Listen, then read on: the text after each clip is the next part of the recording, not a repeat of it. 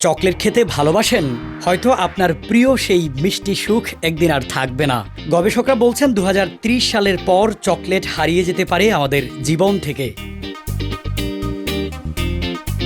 বিশ্বের সবচেয়ে বড় কোকো উৎপাদনকারী দেশ আইভরি কোস্ট, কিন্তু এখন সেখানকার কৃষকরা কোকো চাষে আগ্রহ হারাচ্ছেন।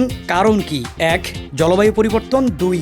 উৎপাদন খরচ বৃদ্ধি, ৩. কৃষকদের ন্যায্য দাম না পাওয়া, ৪. আর্থিক সংকট এবং তরুণদের কৃষিতে অনাগ্রহ।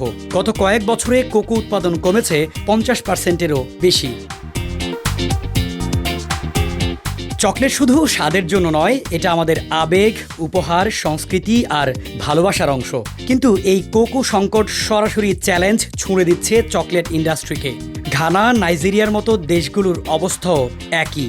ম্যান শহরের ইয়েমাওয়ে কোকো কোঅপারেটিভ একসময় ৬,০০০ টন কোকো উৎপাদন করত, এখন সেটা নেমে এসেছে ২,৫০০ টনের নিচে। যুবকেরা বলছে এই চাষ কষ্টের, আয় কম, ভবিষ্যৎ নেই, তাই তারা শহরমুখী অন্য পেশায় ঝুঁকছেন।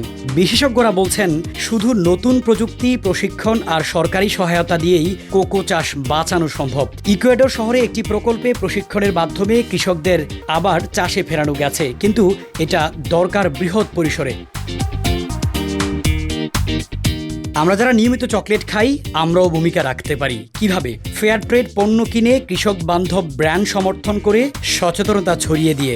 নইলে হয়তো একদিন দোকানে চকলেট থাকবে না, শুধু থাকবে স্মৃতি। ভালোবাসেন চকলেট? তাহলে এখনই সময় কিছু একটা করার।